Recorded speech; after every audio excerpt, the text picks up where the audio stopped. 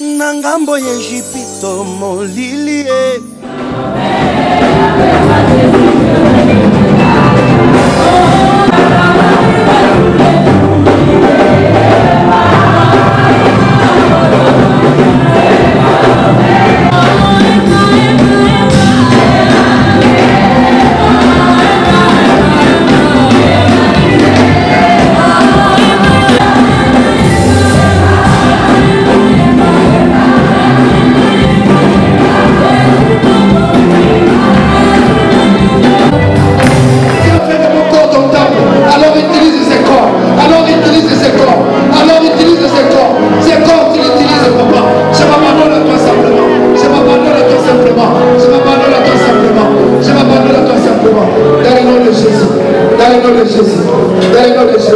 Et nous disons tous, bienvenue cher Saint-Esprit.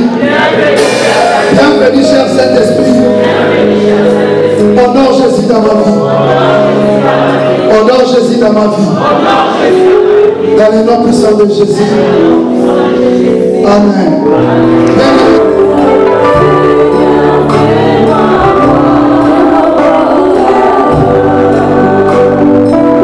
Alléluia. Nous acclamons encore notre Seigneur.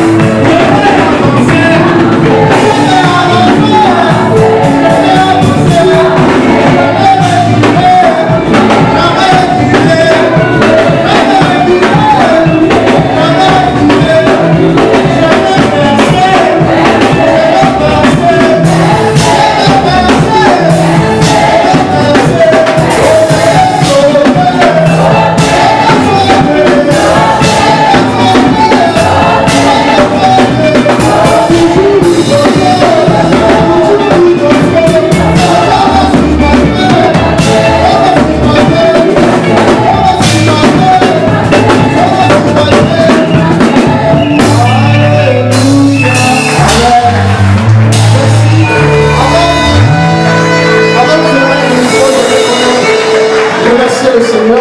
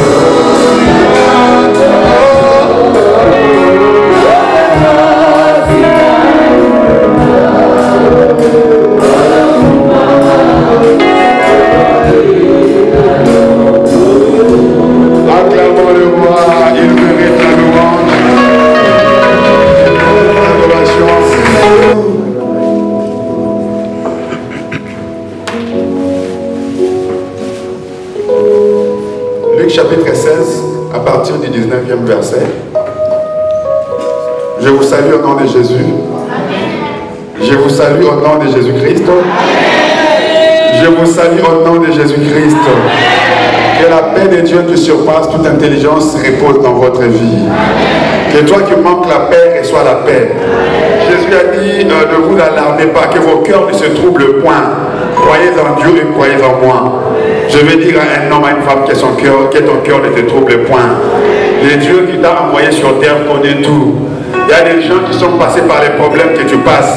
Il y a des gens qui ont traversé des situations que tu traverses. Mais Dieu ne les a pas abandonnés. S'il n'a pas abandonné les autres, toi non plus, il ne t'abandonnera pas.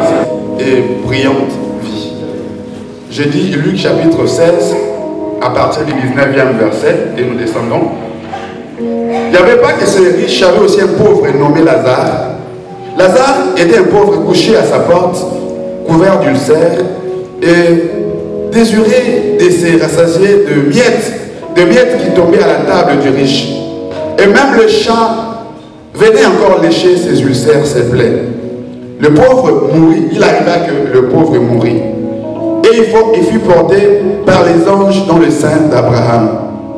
Les riches aussi mourut et fit ensevelir dans les séjours des morts. Il leva les yeux Et tandis qu'il était en proie au tourment, il vit au loin Abraham ne puisse le faire.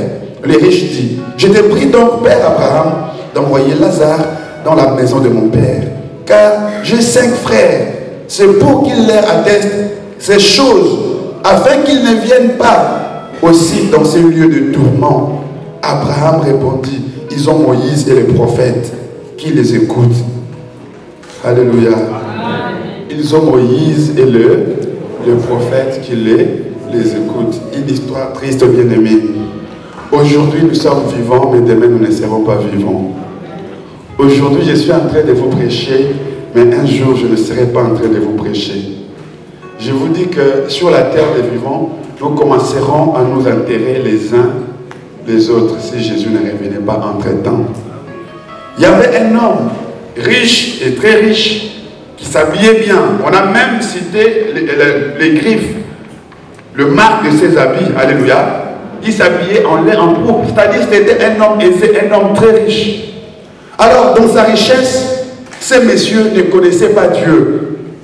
Dans sa richesse, ces messieurs n'avaient pas accepté Jésus dans sa vie, étant son Seigneur et son Sauveur personnel. Tu me diras, mais le pasteur est en train de nous parler des riches. Moi, je ne suis pas riche.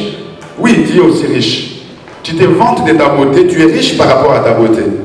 Dieu t'a donné un titre de séjour, tu te vantes, tu es riche par rapport à ta carte de séjour. Tu es français, française, allemand, hollandais, tu es riche par rapport à ce que Dieu t'a donné, tu es riche par rapport à ça. Tu te vois beau, tu es beau par rapport, tu es riche par rapport à ta beauté, par rapport à ce que tu es. Tu es riche par rapport aux diverses langues que tu sais parler. Alors, ce monsieur, tu as peut-être une grosse somme sur ton compte bancaire. Tu as une forte somme d'argent sur ton compte bancaire. Et tu peux te dire, réjouis-toi mon âme, ou ma vie, réjouis-toi, tu peux encore être heureux. Tu as des jours heureux devant toi. Alors le monsieur, à cause de sa richesse, ne voulait plus écouter Dieu. À cause de sa richesse, il a mis Dieu à l'écart. Alléluia. À cause, est-ce que quelqu'un est avec moi ce matin? Amen. Est-ce que quelqu'un est avec moi ce matin? Amen. Le monsieur était tellement riche que Dieu ne lui disait rien. Ce païen s'appelait Lazare. Alors, c'est Lazare, ce n'est pas Lazare que Jésus a ressuscité, ce n'est pas lui. Ce n'est pas Lazare que Jésus a ressuscité d'entre les morts, ce n'est pas ce Lazare ici, ça c'est un autre Lazare. Alors, ce pauvre Lazare, lui, pauvre mais chrétien, répète après moi, riche mais pauvre. Riche mais pauvre. Riche mais païen. Riche mais païen. Riche mais païen. Riche mais païen. Pauvre mais chrétien. Pauvre mais chrétien. Je préfère être pauvre mais être chrétien. Ah, je préfère être pauvre mais être chrétien. Je préfère être célibataire, mais chrétien. Je préfère manquer la voiture, mais chrétien. Je préfère dormir dehors, mais chrétien. Mais habiter sous un toit, païen, ça je refuse. Avoir une très belle voiture, mais païen, ça je refuse. Je refuse d'avoir tous les biens de ce monde, mais d'être païen, je le refuse. Mais j'accepte de tout manquer dans ce monde, mais être avec Jésus, être chrétien, je le veux et je dis oui. Alors ces messieurs, les riches, étaient toujours là. Les pauvres de Lazare, vous savez, comme à l'accoutumée, les pauvres sont toujours derrière le riche. Même si vous êtes chrétien, et que vous êtes pauvre, vous aurez tendance à être derrière ceux qui en ont. Cette histoire ne date pas d'aujourd'hui. Voilà pourquoi il y a beaucoup d'hommes de Dieu qui vendent leur ministère à cause d'argent. Il y a beaucoup d'hommes de Dieu qui vendent leur ministère à cause d'argent. Il y a une dame qui vient à l'église, un monsieur qui vient à l'église bourré d'argent et il va compromettre le pasteur à cause de biens qu'il va donner au pasteur et le pasteur va trafiquer l'évangile. L'église ne trafiquons pas l'évangile. Argent ou pas argent, prêchons la sainte doctrine. Prêchons la sainte doctrine. Puisque lui sait qu'il a 2 femmes ou il est deuxième bureau, pasteur ne prêche plus de ces choses. Montre aux gens la grâce de Dieu et moi je vais m'occuper de toi, pasteur. Puisque mes femmes sont à l'église. Mes femmes sont à l'église. Bien-aimés dans le Seigneur, ne compromettons pas l'évangile. Prêchons la sainte doctrine. Que l'argent ne nous achète pas. Que le bien matériel ne nous dévie pas de la vraie voie du salut. On n'est pas éternel sur la terre. Le pauvre était toujours derrière l'homme riche. Le pauvre était toujours derrière l'homme riche. Et quand il était derrière lui, ce qui tombait, c'est ce que les chrétiens venaient ramasser, le miettes. Les miettes qui tombaient, quand les riches mangeaient sur la table, et que le miette tombait, le pauvre venait ramasser. Pauvre mais chrétien. Il ramassait ce qui tombait. Non seulement qu'il ramassait ce qui tombait, les riches avaient ces chiens. Les chiens venaient lécher les plaies, les ulcères. Les chrétiens avaient des plaies, c'est-à-dire que c'était quelqu'un qui souffrait. La souffrance des chrétiens ne date pas d'aujourd'hui. Est-ce que quelqu'un me comprend? La souffrance des chrétiens ne date pas d'aujourd'hui. Les chrétiens avaient des plaies, c'est-à-dire que c'était un homme malade. Il était toujours là, assis, avec ses blessures. Alors au lieu que les riches lui donnent à manger, les riches ne lui donnent pas à manger, mais ce qui tombait, c'est ce que les chrétiens pauvres ramassaient pour manger. Non seulement qu'ils mangeaient, mais les chiens, pendant que lui mangeait les miettes, les chiens venaient lécher. Quel microbe? Vous savez que les chiens ont déjà des microbes. C'est-à-dire en léchant ses plaies, ils rajoutaient encore microbes sur microbes. Voilà la vie des chrétiens, ça ne date pas d'aujourd'hui. Alors, comme on ne vit pas éternellement sur la terre, un jour, la Bible dit que Lazare est mort. Le pauvre chrétien, les chrétiens, est mort. Il est mort, chrétien, pauvre, mais il est mort comme ça. Il est parti. Oh, il est parti. Oui, comme la richesse ne peut pas vous garder longtemps sur la terre, les riches aussi est mort. Quelle que soit votre richesse, votre beauté, vous allez mourir un jour. Quel que soit le muscle que vous avez, vous allez mourir un jour. Quel que soit tout ce que vous avez comme compte en banque, vous allez mourir un jour. Quelles que soient les langues que vous connaissez, vous allez mourir un jour. Vous savez, des fois je dis aux gens, ça ne sert à rien que nous soyons dans des conflits avec les gens. Nous ne sommes pas éternels sur la terre. Alléluia. Sur la terre ne minimise personne. Sur la terre ne rabaisse personne. Sur la terre n'enterre personne, puisque tu ne sais pas de quoi demain est fait. Alléluia. Ne te vois pas que puisque c'est ton tour aujourd'hui de minimiser les autres, on ne sait jamais de quoi la vie est faite. Les riches aussi est mort. Le chrétien aussi est mort. Je viens encore rappeler aux enfants de la splendeur, nous allons tous mourir un jour si Jésus ne revient pas. Mais il y a des problèmes. Vous devez savoir aussi, sur la terre, nous ne vivons pas longtemps sur la terre. Surtout nous, Africains, nous ne vivons pas longtemps sur la terre. Le plus fort, 70 ans. Tu as quel âge? Le plus fort peut vivre 70 ans. Bon, comme nous sommes en Europe, moins de microbes, pas de typhoïde, pas de malaria. Tu peux aller, même 80 ans, ça peut arriver. Hein. Mais c'est difficile. Alléluia. Essaye de voir ton âge. Oui, tu te vois peut-être que tu as 50 ans devant toi, mais il y a des jeunes qui meurent. Ceux qui sont morts à Nice, s'y attendaient le moins. Ils ne savaient pas qu'ils pouvaient mourir en ce moment. Mais c'est arrivé comme ça. Alors quand nous mourons, nous avons des endroits. Alléluia. Amen. Alléluia. Amen. Je vous expliquerai cela plus tard. Quand le pauvre est mort, il est allé dans le séjour des morts. Je ne vais pas expliquer les séjours des morts aujourd'hui. Les séjours des... Écoute, un mauvais nom déjà. Les séjours des... Séjours des morts. C'est-à-dire que là, il n'y a que les morts qui y vont. Quand il est mort, son argent ne lui a pas mis dans un jet privé. S'il avait de belles voitures, son argent ne lui a pas mis dans de belles voitures, mais on lui a mis dans un séjour des morts, là où les morts séjournent. Mais aussi les chrétiens n'est pas allé dans un séjour des morts, mais les chrétiens est allé dans ce qu'on appelle les saints d'Abraham. Les saints d'Abraham. Alléluia. Les saints d'Abraham. Je dis à un chrétien qui est en train de souffrir, n'abandonne pas. Je dis à un chrétien qui est en train de pleurer, n'abandonne pas. Ceux qui ont vécu avant nous ont vécu aussi les mêmes choses. Mais le Seigneur ne les a pas abandonnés. Ceux qui ont vécu avant nous ont vécu de mêmes souffrances. Mais le Seigneur ne les a pas abandonnés. Les saints d'Abraham existent. Tous quand nous mourrons, nous n'allons pas dans le même lieu. Quand un chrétien meurt, quand un païen meurt, nous n'allons pas dans le même endroit. Ceux qui ne connaissent pas le Seigneur Jésus vont dans les séjours des morts. Ils restent là-bas. Ils commencent à subir des petites souffrances avant la grande souffrance. Mais ceux qui avaient connu Jésus, ils restent dans les saints d'Abraham. C'est-à-dire, si vous lisez bien Apocalypse, je vous expliquerai plus tard, les esprits des saints qui sont dans le trône de Dieu réclament quand est-ce que tu nous rendras justice. Les esprits des saints qui sont dans le trône de Dieu sont en train de réclamer quand est-ce que tu vas nous ressusciter. Alors le Seigneur leur dit, attendez, vos frères sont encore dans le monde. Quand l'heure arrivera, ensemble nous y serons avec vous. Ceux qui sont dans le monde, c'est toi et moi. Ceux qui sont morts avant, Pierre, Jean et les autres, ils sont fatigués, ils disent au Seigneur, Seigneur, quand est-ce que tu vas nous ressusciter pour que nous revenions encore dans la gloire? Le Seigneur leur dit, attendez, il y a encore vos frères qui sont dans le monde. Alors ce frère-là c'est toi, cette sœur-là c'est moi. En fait, le Seigneur est encore patient.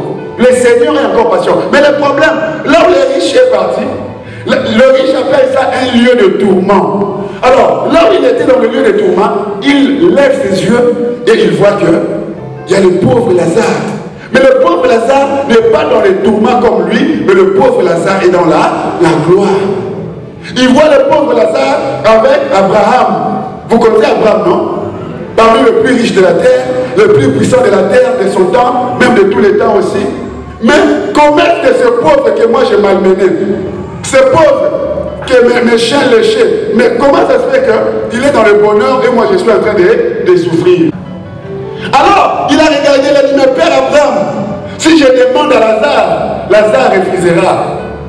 Puisque je l'ai fait souffrir sur terre, est-ce que tu ne peux pas prendre ton doigt, tremper même une goutte d'eau, même pas un gobelet, mais une goutte d'eau, j'en ai besoin. Là où je suis, il fait tellement chaud, je souffre tellement que j'ai besoin même d'une seule goutte. Il dit non. Il n'y a pas de contact entre vous et nous. On ne peut pas s'entendre. D'ailleurs, quelqu'un qui est chez vous ne peut pas venir où nous sommes. Et nous ne pouvons plus venir où l'enfer aussi existe. Je vous dis que le ciel existe. C'est-à-dire, le paradis, le sein d'Abraham existe. Le paradis aussi existe, l'enfer aussi existe. Mais quand vous allez mourir, où est-ce que vous irez? Où irez-vous quand vous allez mourir? Mais moi, ce qui me choque, c'est que quand Abraham lui a dit qu'il n'y a pas de contact entre vous et nous, donc c'est trop tard.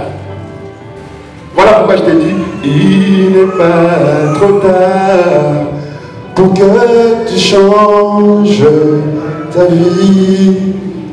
Comme tu vis encore, c'est le moment de te décider. Après la mort, il te sera impossible de te convertir. Tu seras jugé selon tes œuvres. Tu seras jugé par rapport à tes œuvres. Ta beauté ne te fera pas entrer au ciel. Oui. Vous devez savoir que sur la terre, nous ne dirons que 50 ans, 70 ans, 80 ans. Mais la plus grande partie de notre vie, nous les passerons à l'éternité. La plus grande partie ou soit notre éternité, nous les passerons soit devant Dieu ou devant Satan. Vous devez savoir, il y a une chose que vous ignorez. Tout le monde vivra éternellement. Est-ce que vous savez que tout le monde vivra éternellement? Ça, beaucoup de gens ne le connaissent pas. Tout le monde vivra éternellement. Ah, tout le monde vivra éternellement. Les uns devant la présence de Dieu, en train de chanter Kembona, Kembo, Kunana, Lora, Kembona, Kembo, Kunana, Lora, Talaba, Jeluba, Koyemela, Oh, Kembona, Kembo, Alléluia. Ça, c'est de l'autre côté, devant Dieu. Et c'est encore qui vont vivre éternellement devant Satan. Pendant que les autres seront en train de chanter Jérusalem, capitale, Bokaya Komisa. Jérusalem, capitale, Bokaya Bandimi. Jérusalem, capitale, Bokaya Splendeur. Amen. Vox Day, il va se dire, oh Jérusalem, capitale, Mbokaya, splendeur. Pendant que nous serons en train de chanter, de l'autre côté, ils seront en train de chanter aussi. Devant Satan, je vais chanter des chansons. De l'autre côté aussi, ils auront des chansons à chanter. La première chanson, ça sera des pleurs. Deuxième chanson, grincement des dents. Deux couplets. Ils auront deux couplets. Non, on va dire couplets, c'est combien de refrains. C'est-à-dire, comme ça sera quelque chose qui sera en train de se répéter, on appelle ça refrain. Des pleurs et des grincements des dents. Et mini fouille Dieu. Allez, on est tu grinces les dents. Je suis mort, tu grinces les dents. Et moi, tu pleures, tu grinces les refrains. Alléluia. Et imaginez-vous, vous sentez la chaleur qu'il y a là, non? Je vois les gens en train de faire ça. C'est puisqu'il y a une nuit, il fait un peu chaud. Alléluia. Mais là, ça sera dans un étang de feu. Un étang de feu, frère. Il n'y aura pas de ventilateur. Il n'y aura pas de clim. Il n'y aura rien. Et la chaleur tellement grande, la chaleur sera tellement grande, la souffrance sera tellement grande, frère, que tu voudrais te tuer, la mort ne viendra pas. Là, tu ne peux pas mourir. Tu as la vie éternelle, mais un cadeau empoisonné. Une vie éternelle, mais empoisonnée. Oh non, tu vis éternellement, mais dans la souffrance, en train de pleurer. Alors, quand le pauvre Lazare, quand le riche a subi le peu de ce qu'il vivait déjà, il a eu pitié dans son cœur. Il a dit, mais quand il refuse de me donner ne fût qu'une goutte d'eau, je t'en prie, Père Abraham, est-ce que tu ne peux pas déléguer Lazare là, le pauvre là? Est-ce que tu ne peux pas l'envoyer qu'il aille dire, j'ai 5 frères. Il était quand même gentil, hein? Il a dit, moi je souffre, mais je ne veux pas que mes frères viennent ici. Est-ce que tu ne peux pas envoyer Lazare, leur dire que de se convertir, d'accepter Jésus? Vous savez, il y a des gens qui sont riches, c'est sûr. Il a laissé son héritage à ses frères. C'est sûr, ses frères aussi étaient riches. Alors, Père Abraham, je t'en supplie, envoie cet homme Lazare, qu'il aille aussi dire à mes frères de ne pas. En plus, nous sommes 5. Moi, je veux pleurer. Vous savez, un bon frère, lui peut accepter de souffrir, mais ne voudra pas voir la souffrance de ses frères. C'est ça un bon frère. C'est ça un bon ami. Lui accepte de souffrir, mais pas voir les autres souffrir. Écoutez la réponse de cet homme de Dieu Abraham. Abraham lui dira, ils ont qui? Ils ont Moïse et les prophètes. Les prophètes, c'est qui? Ce sont les envoyés de prédicateurs, ceux qui nous annoncent la bonne nouvelle. Ce n'est pas à nous d'aller les avertir, mais eux qui sont restés, ils ont les prophètes et Moïse. Les prophètes, s'ils écoutent la parole de Dieu et qu'ils acceptent, ils viendront où nous sommes. Mais s'ils n'acceptent pas, ils viendront là où tu es. Maintenant, ces frères, quel homme riche disait, ces 5 frères qui sont restés, ces 5 frères, c'est toi et moi.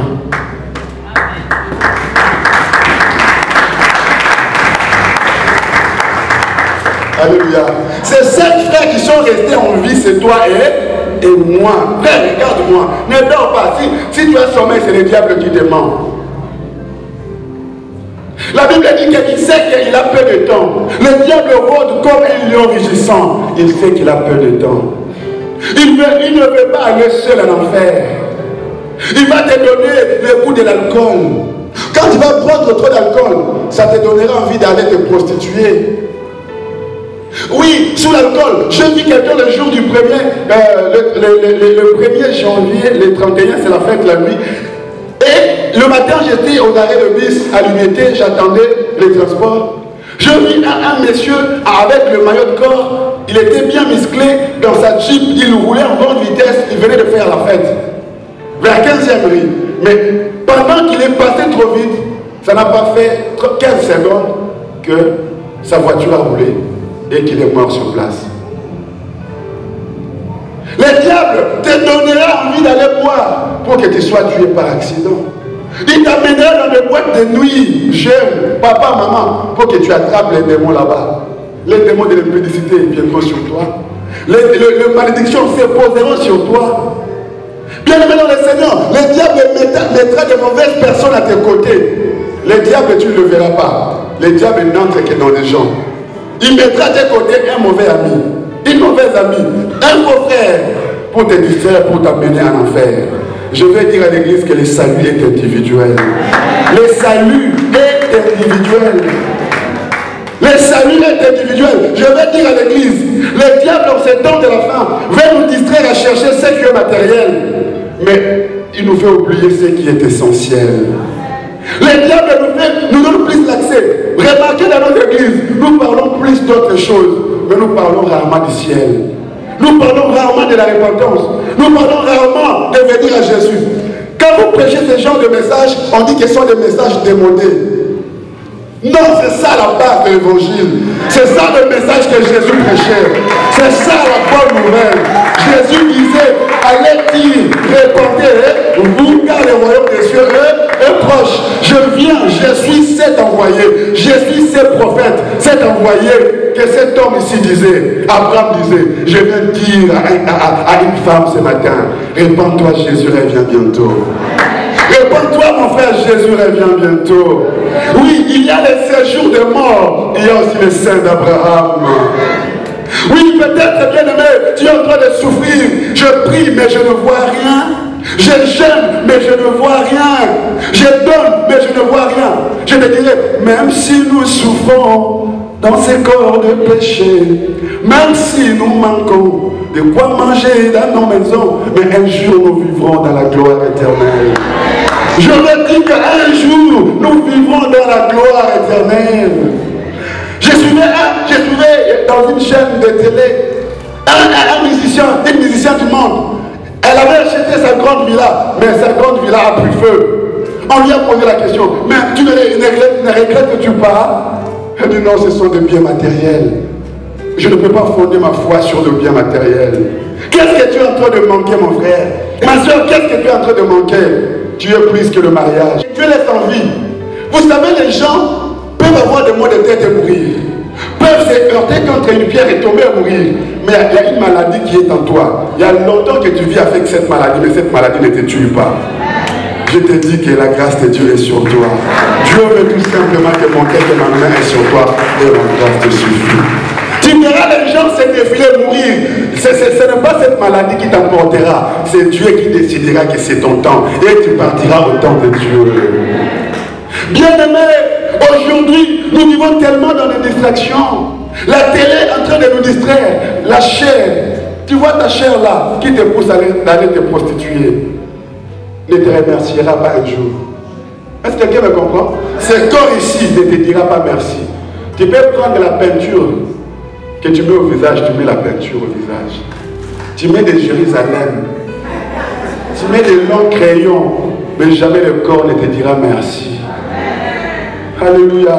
Le corps ne me dit jamais merci. Le corps ne te dira jamais merci. Quand le jour il veut t'abandonner, il t'abandonne. Alléluia. J'ai commencé à avoir pitié de moi-même. Les gens m'ont dit, ah, au collier, tu as grandi. Moi qu'on appelait petit, il y a des gens qui me disent que j'ai grandi. C'est ça la vie. Nous ne restons pas la même personne. La vie évolue. Nous partons. Il y a une dame qui est venue pleurer devant notre maman. Cette dame faisait des blagues avec notre maman à la maison. Alors maman aussi l'a dit un jour, ah, au commis qui bola bola, tu toques aussi, hein. Elle est partie chez elle. Et 5 minutes après, elle est revenue en pleurant. Pourquoi tu m'as dit ça? Pourquoi? Non, on croyait qu'elle était éprouvée. Donc, essuyer ma casse pour m'habiller, au collier, au bébé, c'est normal, Yaya. Rien n'est éternel sur la terre.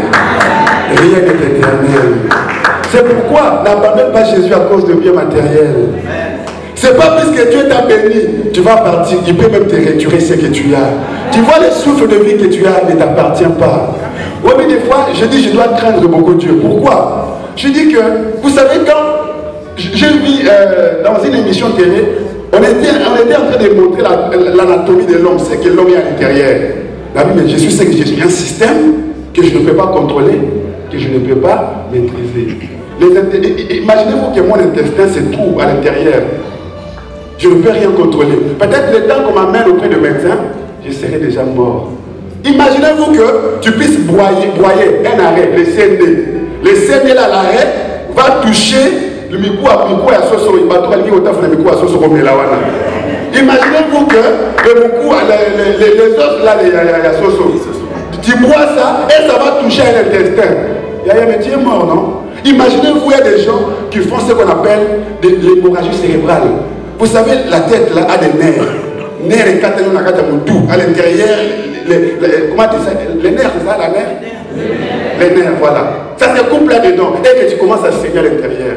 Peut-être avant qu'on t'amène à l'hôpital, tu ne seras plus. C'est-à-dire que je ne contrôle même pas mon propre corps. Mais pourquoi dois-je être orgueilleux avec ce corps? En fait, je ne contrôle même pas mon corps. Si Dieu peut se décider ce matin, il prend seulement ce qu'il aime au corps. Vous savez, la respiration, il y a un canal où la respiration passe. Si seulement Dieu prend, par malheur, ce qui m'aurait couillé, se pose sur ce canal-là. Donc, j'arrête de vivre. Tu arrêtes de vivre. C'est-à-dire que tu es mort. Tu vois, quand tu respires là, il y a un canal par lequel ce souffle passe.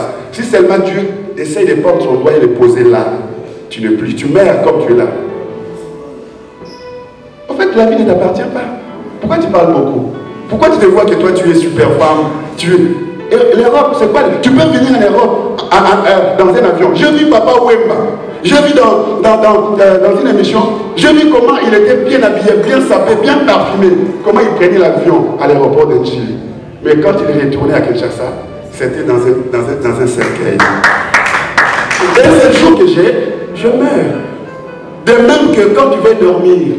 La mort aussi vient pareil. Voilà pourquoi c'est que... Tu vois, quand tu vas t'endormir, tu verras les gens commencent à devenir petits, tu commences à perdre tes facultés. Ceux qui ont reçu de l'anesthésie le savent aussi. Vous commencez à perdre vos facultés. C'est comme ça aussi la mort. Et vous vous endormez, vous oubliez tout. C'est tous les jours que tu meurs. En fait, chaque fois que nous dormons, nous faisons chaque jour l'expérience de la mort.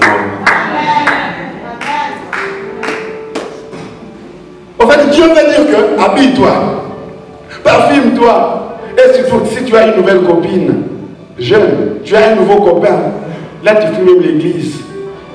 Si ton mari te montre beaucoup d'amour, tu oublies le Seigneur. Et surtout, quand nous sommes dans des groupes, toi tu n'as pas vu, tu n'as pas entendu beaucoup de yanké.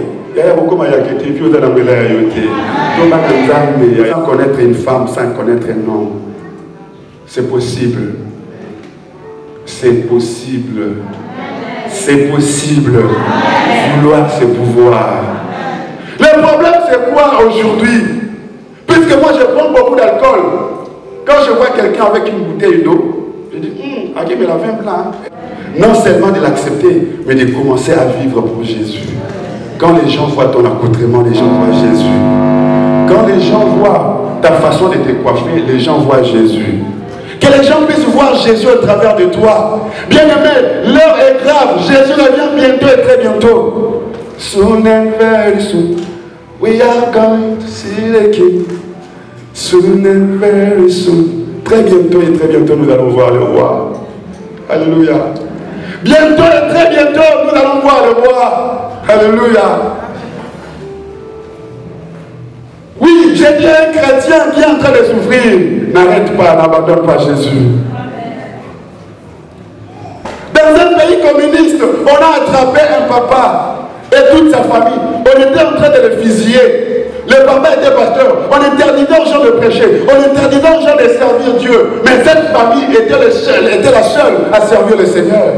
Alors, comme ils ne voulaient pas écouter, on les a trouvés en train de prier. On a pris toute la famille. On les a pendus. On a commencé à fusiller l'un après l'autre. On a fusillé les autres, papa et les enfants, et puis il est resté que deux, le pasteur et un petit enfant de l'écodine. On voulait fusiller le pasteur. Pasteur, êtes-vous prêt à renoncer à Jésus et arrêter de prêcher? Papa a vu sa femme et les enfants morts. Lui voulait dire j'arrête. Mais son petit enfant lui a dit papa, n'abandonne pas Jésus. Papa, n'abandonne pas, regarde, maman est morte. Papa, ne renonce pas. Ce soir, nous serons à la table du roi. Papa, Jésus.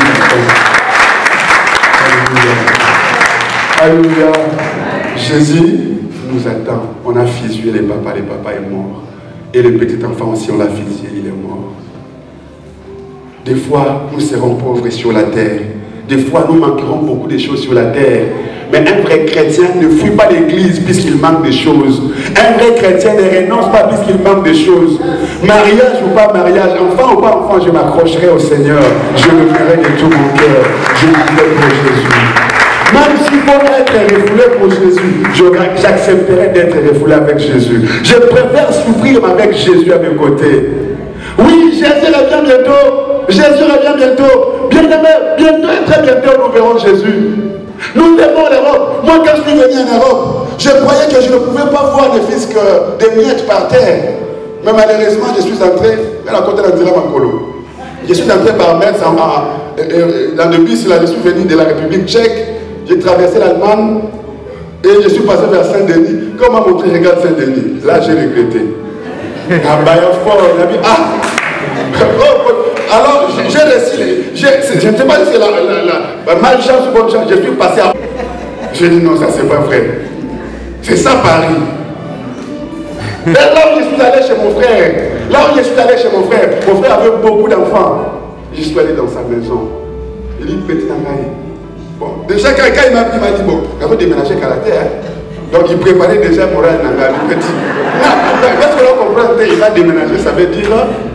Tu n'es jamais parti à Hong Kong, comme moi. Pas parti à Pékin, comme moi. À Beijing, comme moi. Tu n'es jamais allé aux États-Unis.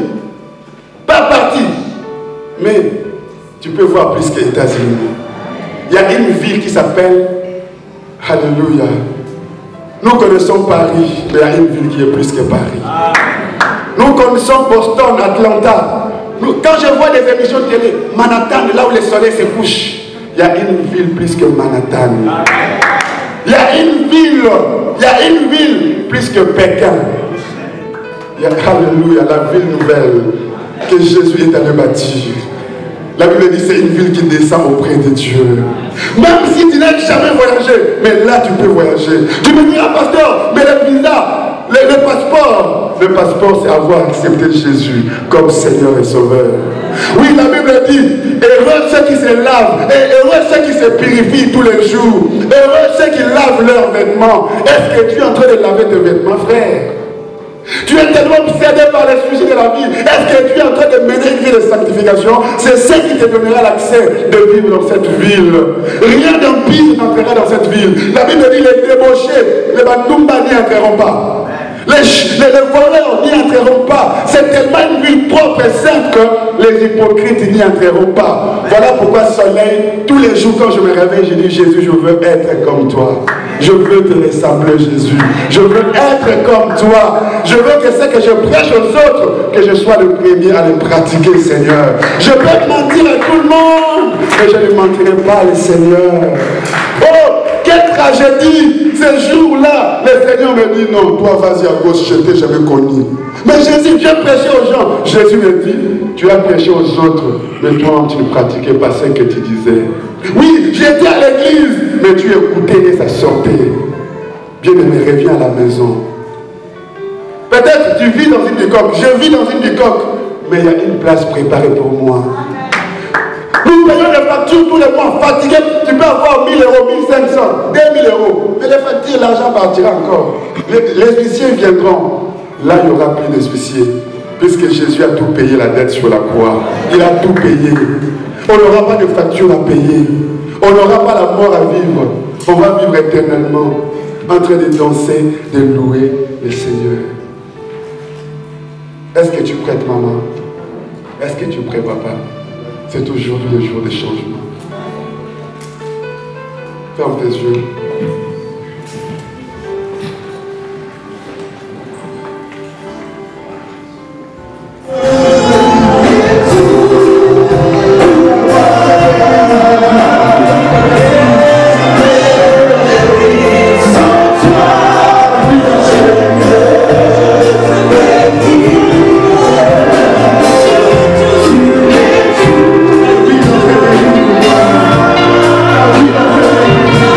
Yeah.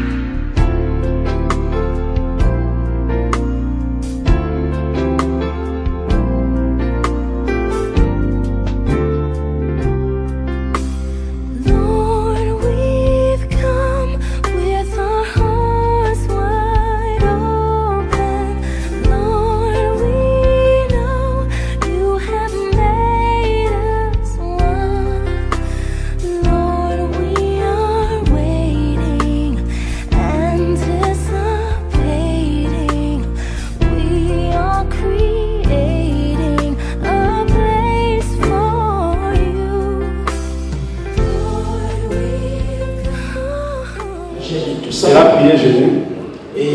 Et je vais chercher les résultats. Il y avait plein de docteurs, de professeurs. Il y avait des docteurs, des professeurs. Ils étaient tout autour parmi nous. Qu'est-ce qui s'est passé dans ta vie? Parce que tout le monde est pas malade. On a vu beaucoup de maladies dans ta vie. On a vu beaucoup de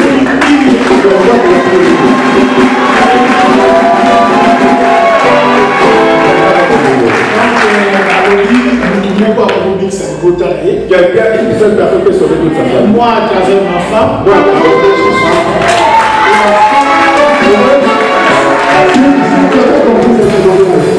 la maman disait qu'elle n'avait jamais gêné comme ça.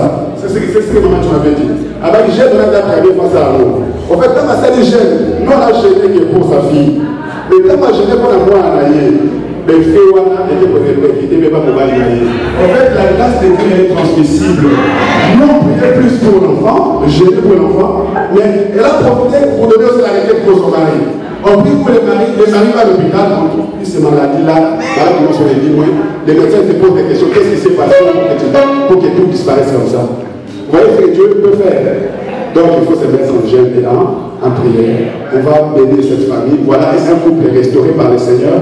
On va lui bénir que le Seigneur lui bénisse encore pour ça. Prions pour Dieu.